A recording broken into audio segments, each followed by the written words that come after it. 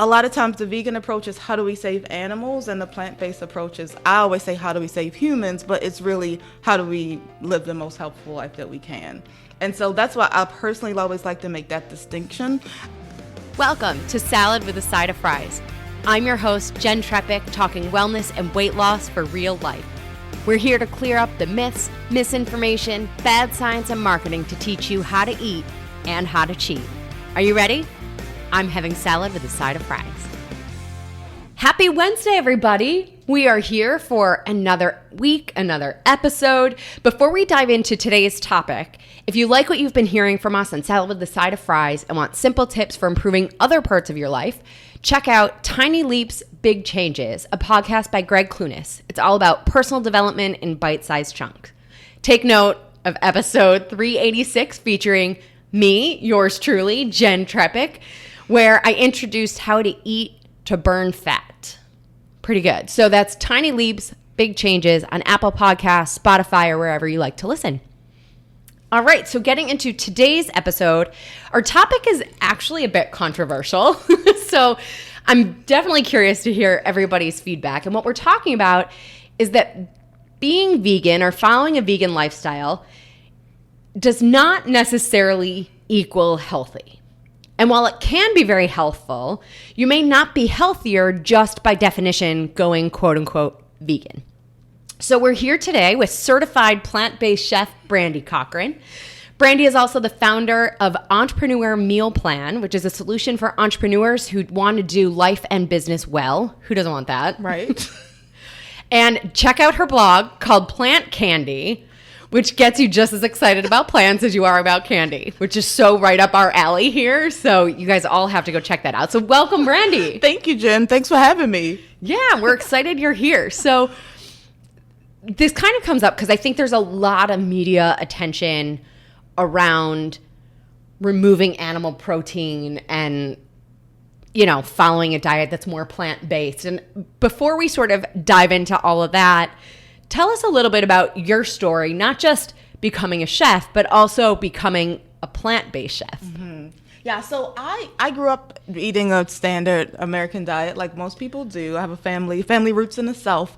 So I came from, I have meat and potato kind of diet, but, definitely a lot of butter, a lot of cheese, all of that kind of good stuff. My mom was a bit of a health nut. So in the 5th grade, she went to some conference about like colon health and came home and pretty much, my mom's hilarious. She's a Gemini. She's like really unnecessarily aggressive at times. And so she comes, I remember the moment she comes home and she goes, "We're not eating any more red meat." And like she kind of was telling us as if we were going to fight back, and of course we're not going to fight back because we're children, and mom says we're not eating red meat. She buys and cooks the red meat. We say, okay, that's what we kind of did. Right. So, but it's always been this like just my life story has always kind of been grounded in some type of health. Like even on fast food days, like my mom would make string beans to go with like the Popeyes chicken and French fries, right? Like she was like, "Mom, this is not a cheat day, Mom. What are you talking about? No, you guys gotta have to have some type of vegetable with this." So it's always kind of been rooted in me that you had to have water and you had to have vegetables. So I don't know if I was. God bless your mother. Everybody, if you're a mother, if you're not a mother, water and vegetables. Yeah. There was no argument. So for me, I've always grown up with this requirement that I have to figure out how to eat vegetables, how to enjoy vegetables. And my mom, I think my grandmother must have instilled that in her because she made a big point to make sure that all of the vegetables she didn't like growing up, she remade them so that we liked them. So it was perfect. Yeah, it was real. Like, so I kind of I've kind of been grounded in this thing from a child. I also had grandparents that had gardens, so like I've seen like the process of food being like made, and I know like what a tomato from the vine in season tastes like. So like so those things are that. So, but that does not mean that I don't like I didn't enjoy the Popeyes. Exactly. Right. Like that kind of stuff. So anyway, fast forward to a time in school where I had to write a paper about it was a persuasive paper. And the argument that I chose to pick was the approach that vegans have when introducing the lifestyle to people is outdated. So that was my argument. I wasn't at this time, was not following a plant-based diet at all, vegan diet. So it was interesting. Doing the research for that, I ran into a bunch of vegans, so we're very interesting people. And I also kind of researched myself out of eating meat. It was very, very interesting because my approach was the health portion of it. And so that's kind of sort of how I ended up getting here, and then working for myself, trying to save money. That became a thing where I literally, because good quality meat costs money, right? Sure. So I wanted to save money. So I only bought meat out of the house, and I only bought plants and vegetables like inside of the house. So that was it. So it's like this really interesting thing. I wanted to go back to school. I was going to potentially go to Columbia for urban planning because I'm all into like, how do you get this information into the community, right? And then I got the financial aid packet and was like, I'm not really interested. Excuse me. I'm not really interested in spending this much money to get credentials to do what I already do anyway. Oh my God. Do you know how many times I've had that conversation with myself? Right? Yeah, so I was just like, And something said, Brandy, go look, because I've always been into food. Like, this whole idea of food was always fun. I just finished reading a China Study, which is a book that talks about the benefits of a plant-based diet and blah, blah, blah, blah. And it kind of got me really interested in just experimenting with, like, foods that I grew up on and how do we make them different? How do we make them with different ingredients but still taste the same? Yeah. I found this program. I was the 8th class of it. It was a plant-based program. Like, it was kind of serendipitous. It was like I kind of got to this point where it's like, I want to go to school. What I'm going to do next, blah, blah, blah. I go research, and I'm like, I'm not going to go to a traditional school. They're going to teach you how to make meat and stuff with butter all over it. And, like, this stuff is going to be delicious, but I don't eat any of it. And then this program popped up. And so this is Thank you, universe. Yes. But not all of your clients are vegan, no, right? Not all of them. That's the interesting thing, because, like I said, my focus is how do we leverage the textures of plants and build in familiar flavor profiles so that people enjoy eating the plants and whole grains, right? So I literally think about a vegetable the same way most people think about like a rack of ribs. And it's a funny conversation that me and my clients have, because they're like, you describe ribs like you eat them every day. And I'm like, well, I literally think of, let's take a walk down like this path. We have this vision of like meat, right? And you think about, I'm gonna have ribs tonight, right? You literally go make or find this really good dry rub. You get this like special sauce that you probably like found online. You get it shipped into the house. Like you find this recipe that somebody had. You go get special wood chips, right? You marinate these ribs, you season them, you put them on a smoker, you smoke them, you flip them, then you put sauce on them, you baby them, right? And then you go, oh God, I gotta have some vegetables. So then you go to the freezer, you grab some broccoli, you put it in water, you overcook it, you might put some butter on it, and then you talk about how much you don't like the broccoli, but how much you love the ribs, right? But if we respected the vegetable the same way we respected that rack of ribs, we would enjoy the vegetables more. I love that philosophy. And we're going to dive into that. But so I want to back up, because I think some of our listeners are super familiar and some of our listeners are sort of just diving into this world. So let's define for everybody vegan versus vegetarian versus pescatarian versus like the standard American diet. Yes. Like, so yeah. Cool. Let's clear that up for everybody. Yes. Okay. So we'll back into. I'll go from standard American down. Yeah. So standard American diet is literally everything. We're talking meat, potatoes, cheese. You're eating everything, eggs, all of that good stuff. You pull back to pescatarian. Pescatarians. Oh, actually, before we even get there, there's something called the semi-vegetarian. Semi-vegetarians do not eat red meat. So that's kind of what my mom shifted us into at my young age. And red meat, no pork. No, so technically pork is the white meat, but for some reason it gets classified as a red meat, so no pork, no beef. Then we head into pescatarian. Pescatarian means you only eat seafood. So that's no poultry, no red meat. Then we head into vegetarians. Now there are two groups of vegetarians. There are vegetarians who don't eat eggs, and then there are vegetarians who do eat eggs. So the vegetarians that don't eat eggs only eat cheese, and then the vegetarians who eat cheese, and eggs. And I cannot remember if they're like called octo-veg, but there's a subgroup of vegetarianism that I can never remember the name.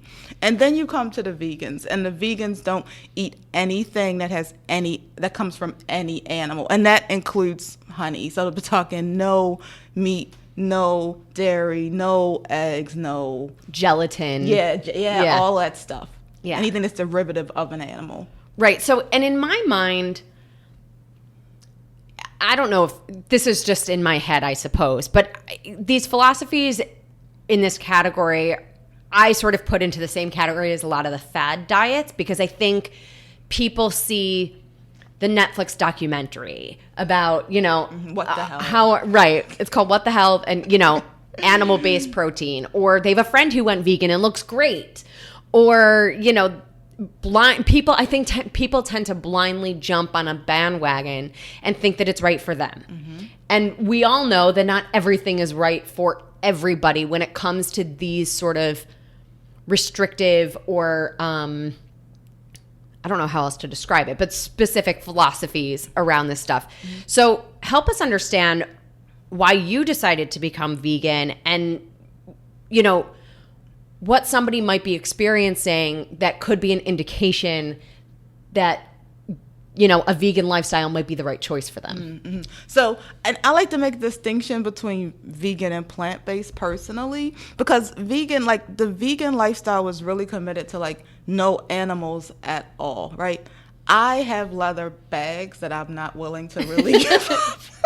Just because I decided. Listen, fashion, a handbag, a pair of shoes, sometimes. And it does not mean that I'm going to go and kill a bear just to have a coat, right? I'm not saying that. But the stuff that I already have, totally. I'm not going to stop wearing. And a lot of times the vegan approach is how do we save animals, and the plant-based approach is, I always say, how do we save humans? But it's really how do we live the most helpful life that we can. And so that's why I personally always like to make that distinction. So the one thing that I would say when we're talking about why I decided to choose it, I come from a family of people who suffer from a lot of degenerative diseases. So a history of diabetes, high blood pressure, high cholesterol.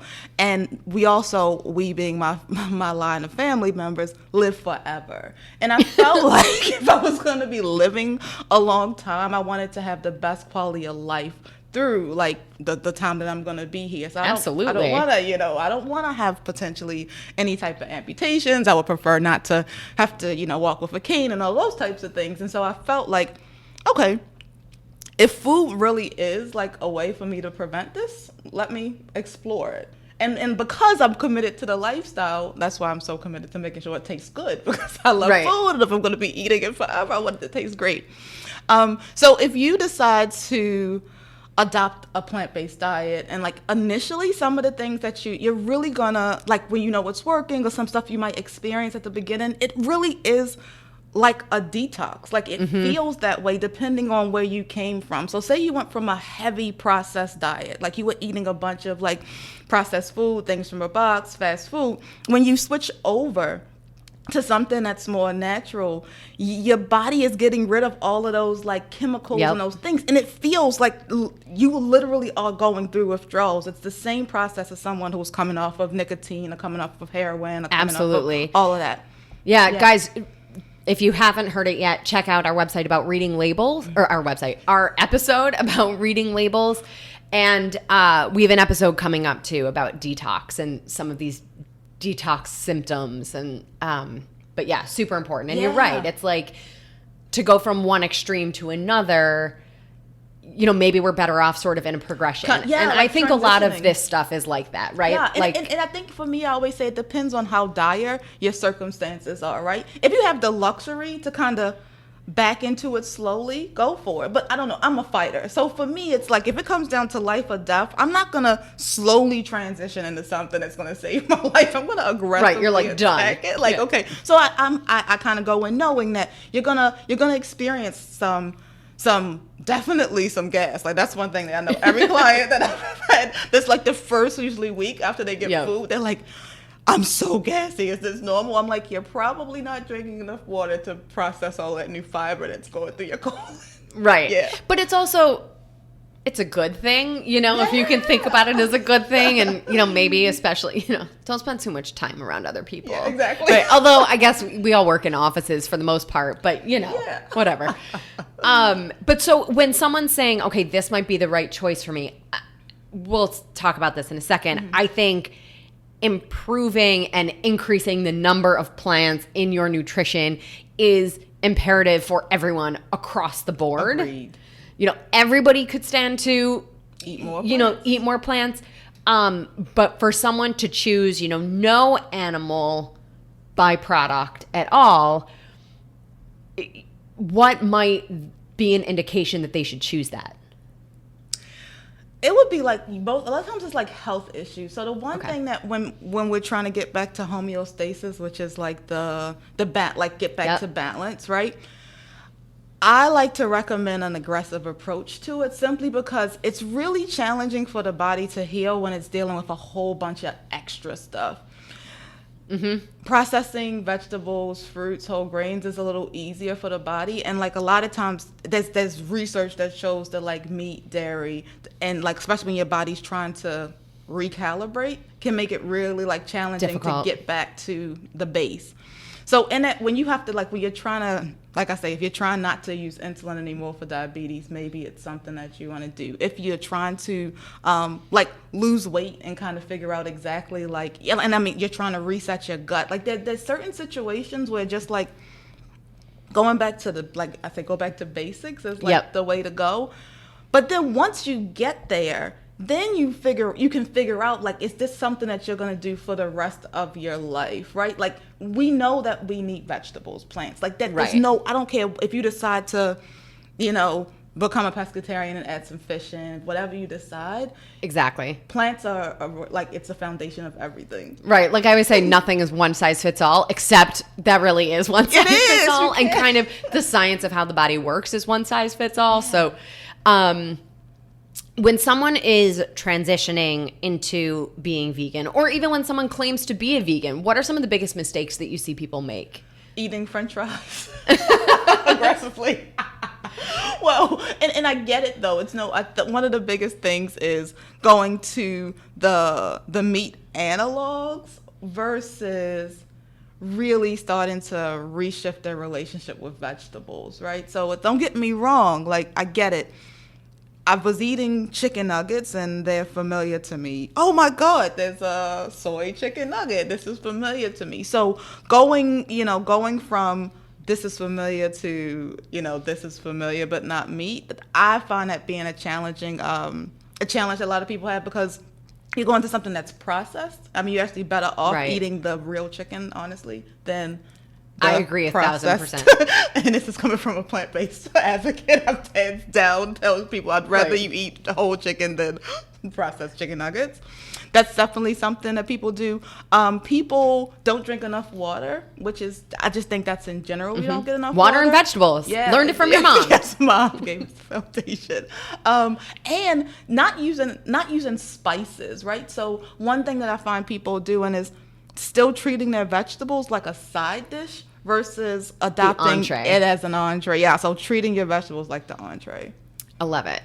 And one of the things that I see all the time too with people is, they're eating pasta, bread, rice, cereal, all of these things that really are not nutritious for most of us. Mm-hmm. Anyone really, dare I say. And you can still be vegan. So that's the whole thing, that vegan does not necessarily mean healthful. Right. If what we're replacing our protein with is a ton of processed food or, grains and starches and things like that. Yeah, exclusively. Exactly. Oh, and just bringing it up, another thing people do is not eat enough. Because I don't think people realize the difference in the calorie density of vegetables to meat and cheese, right? Mm-hmm. Or meat and dairy in general. So take, for instance, a salad. And a lot of times, everybody goes vegan and they eat salad, which always makes me laugh. I'm like, no, there's so much. You can eat other things than salad. Right. But if you look at the calorie density of the salad, people bought the crate of greens, and you look at the label in the back, and the serving size is half of the container, and it's 10 calories, right? So, okay, you just ate You just think, right, like your body's going to use all of that, Yeah. and it is nutrients, so it's giving your body what it needs. Like it's using it, and it's using all of it. Like, but it's nowhere near enough. Like you Right. know what I mean? You went from eating, whatever, and I'm not a calorie counter, so don't like. yeah, who knows? It's not even worth it because I'm not either. I don't know. But so, and one of the things I want to point out to everybody is that this also applies not just for those completely cutting something out of their nutrition, but maybe it's like there was this whole thing for a while about like meatless Mondays, or, maybe it's religious reasons where you're not eating animal protein or certain animal proteins on a specific day or for a period of time. And so this also applies to all of that. It's how can we do all of this in the most nutritious way? Yes. So speaking of one of the challenges in, focusing on our plants as the entree is getting enough protein. So what are your recommended, protein sources? And protein's one of my big things. And I actually did a DNA test that was talking about how some of the results that came back were saying that my genes work best with more protein and fat than other things. So especially for me, like I've always had a challenge feeling satisfied and feeling my body functioning at its best with alternative protein sources. So like, what do you recommend to people? Yeah, I recommend beans. Like that's probably one of my favorite protein resources. It makes you feel super like satisfied. They're very versatile. Like you can turn I've been thinking about submitting something to the Guinness World Book of Records for the person who can rework the lentil the most, because I have so many ways to rework a lentil. It's a very the texture is really familiar to like a ground meat, so it's really helpful. And beans, like they taste good, and that's something that we're familiar with, like black beans, and there's a ton of variety of beans.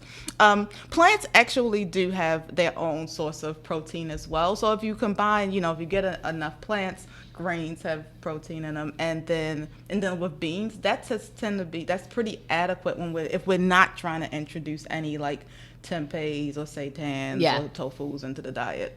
Got it. Okay. And so I think I've said this already, but I just want to set the record straight.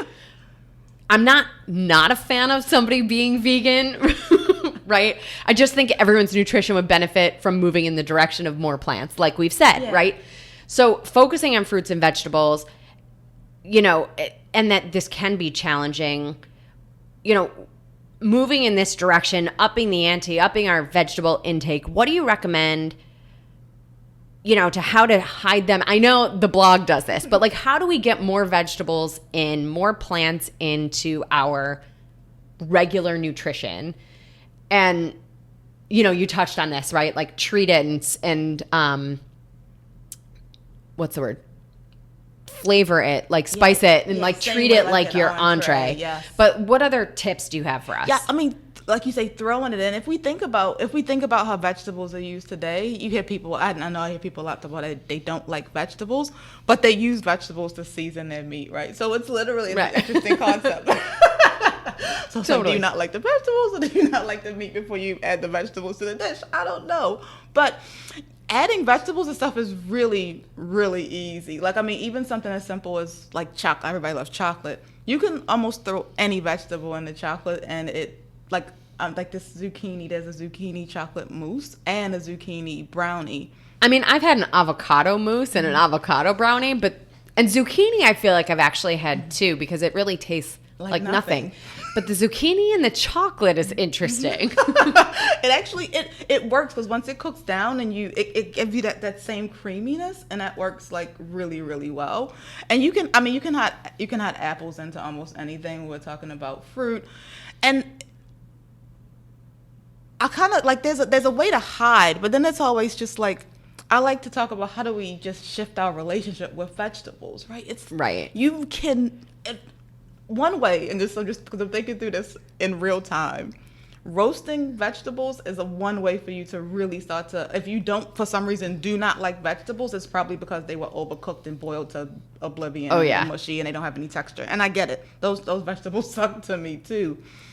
Roasting vegetables will really help you to start to be open to new things. I always recommend to clients who are like, just kind of, I don't like vegetables, or like they're shifting into this thing, everything new roasted first, because it's something about that process. You get that crunch that people really like. The heat caramelizes it, so there's like this sweetness that you get. It's not fried, but you know what I mean. So like, just to cover our bases, and you guys all know I can cook, I just don't cook.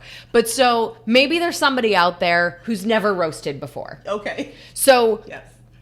What is the process? Thank you.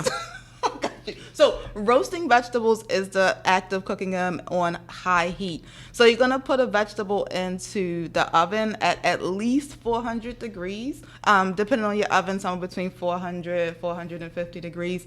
And you literally season them, put them into the oven until they cook. And usually, I would say check about 15 minutes in. Once they like brown and they get like, you can tell they have this nice like crunchy goldenness to them, then they're ready to go. Perfect. All right, so to recap, right? We want to shift our relationship to vegetables and plants in our nutrition, right? Choosing to be, or lead a vegan life or eating vegan just requires some extra commitment and tenacity, because it's super easy to replace these animal products with not so helpful choices. Mm-hmm. Yeah. Right? Yeah.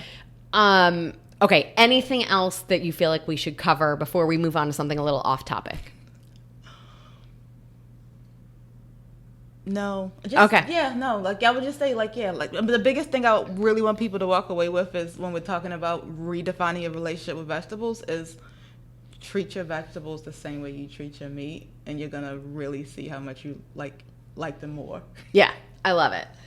Okay. So these are a couple questions that I ask everybody who comes to visit us. Are you ready? Yes. All right. So what's the best thing you've done for your health this week? And what's the naughtiest thing you've done related to your health this week? The best thing I've done for my health this week. Oh, I've gone to bed before midnight. Look at you. I've gone to bed before midnight every night, which is great. And, nice. and meditated every morning. Oh, and I've journaled. Like that was good for the good week. This is a great week. I mean, please, like that's like the holy mecca of weeks. Okay. Yes. And the naughtiest thing. I made an ice cream cake for myself. God bless you. Ice cream's like so not my thing, but that sounds awesome. Okay. If you could cure one ailment, disease, or sickness, what would it be? It would probably be cancer. Yeah. Yeah. Cancer comes up a lot of, Yeah. and touches a lot of people's lives these days. Yeah. If you weren't a plant-based chef, what would you do?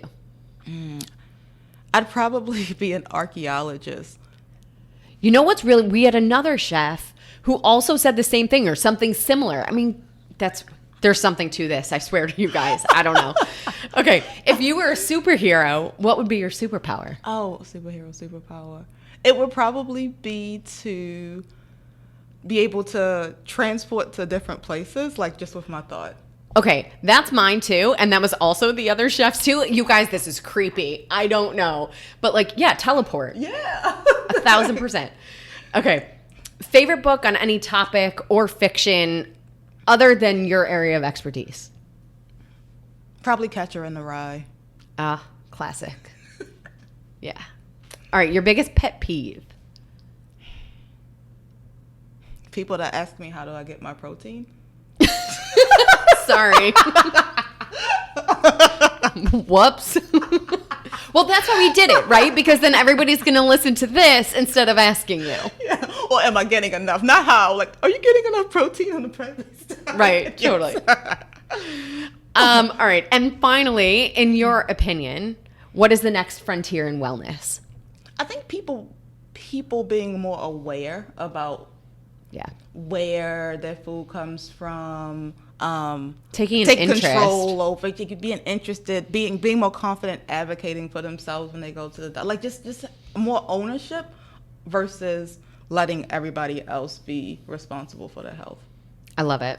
So true. All right, tell everybody all the social media things, all the blogs and the websites. Like, where can everybody find you? So you can find me at a few places. You can find me at entrepreneurmealplan.com.